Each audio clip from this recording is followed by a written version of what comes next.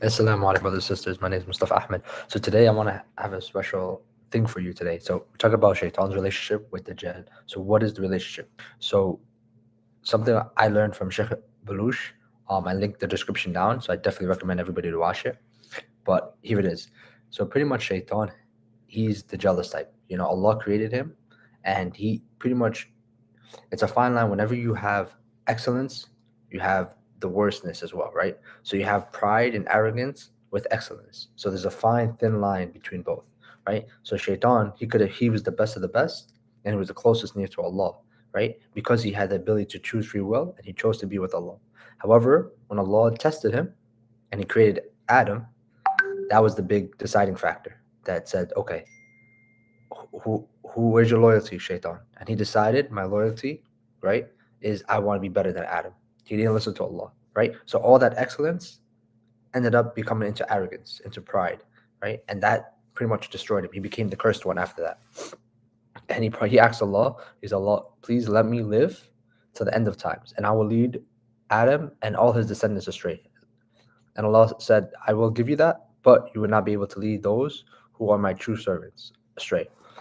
So with that being said, Shaitan has this deep, deep jealousy, where he wants to imitate everything that Allah has, right? So Allah says in the Quran, and Allah had his arch, his throne, on water, right?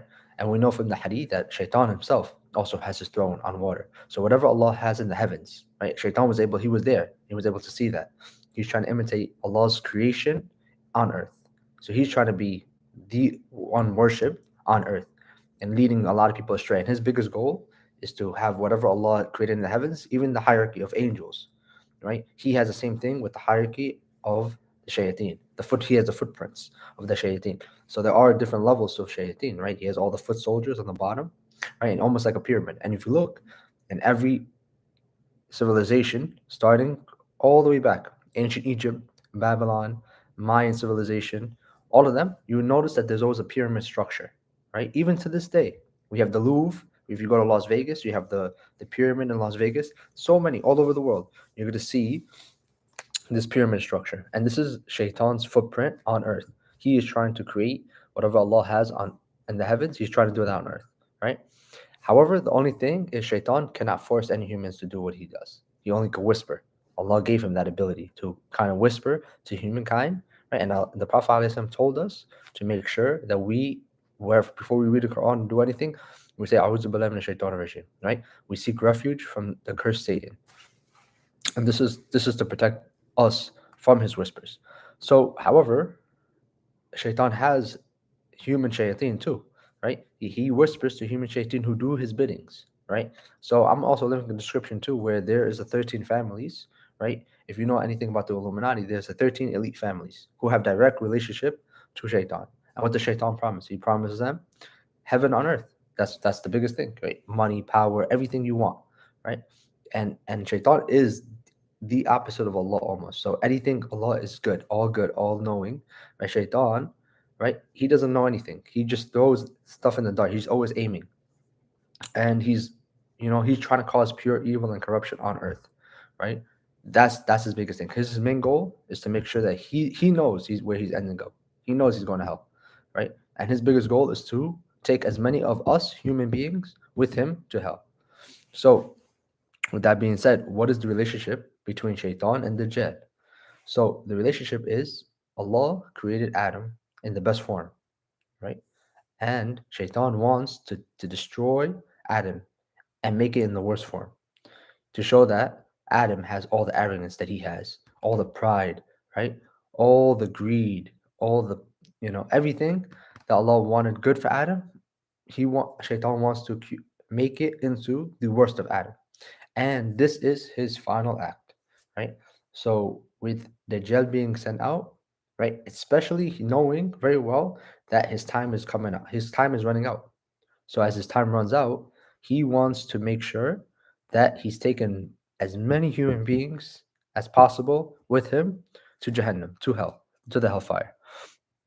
And what better way to do that, right, than having a man come and say that he is God, right? Eventually, Dajjal will come and say he's God. He would be the worst human being ever, right?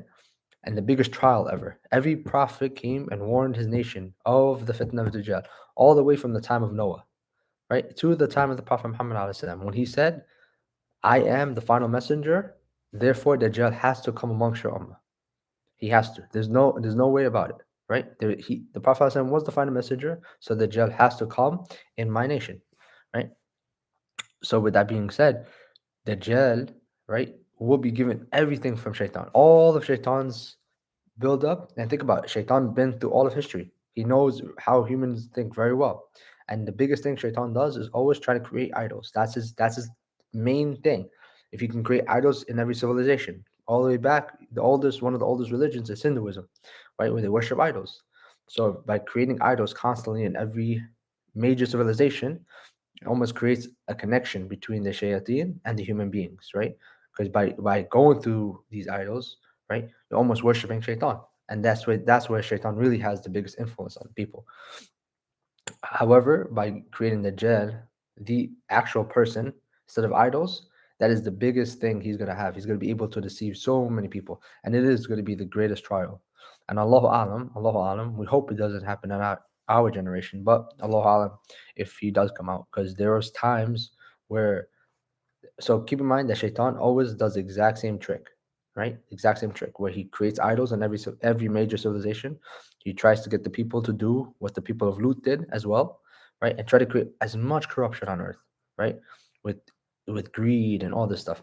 And one thing I do want to say on top of that is that Shaitan, when the Quran came, all the shayateen used to go up to the heavens and used to listen to the angels. They used to get information, right? See how the angels are operating. Once the Quran came down, that heavenly descent of the Quran, that's it.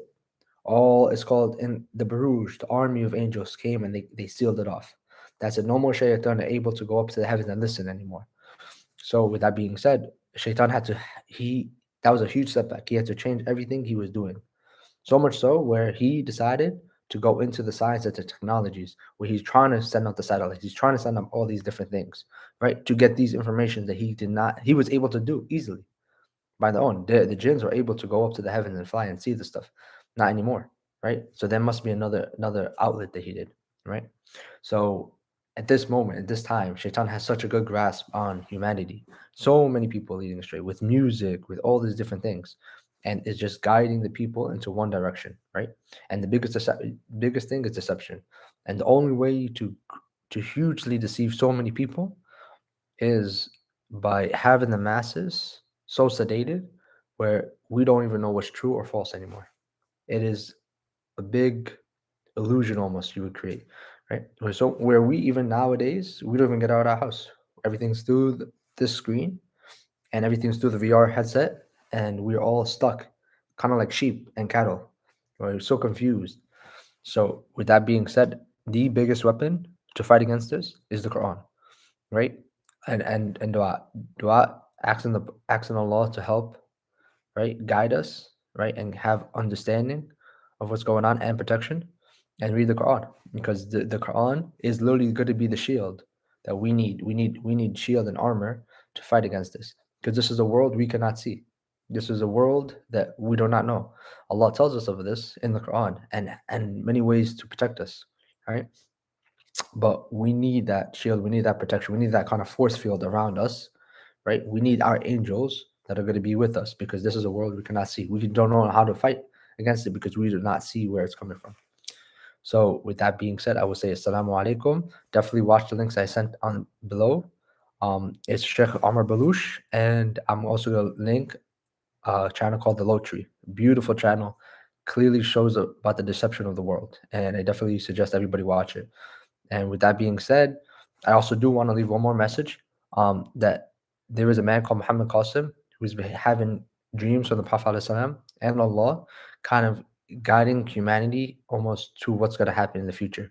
Right? And this is a great bashar for the Muslim Ummah.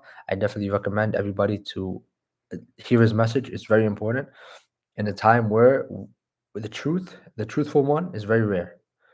And this man is very truthful in what he says, and he has a lot of good things. A lot of scary things are going to happen, but a lot of good things that are going to happen if we can adhere to it.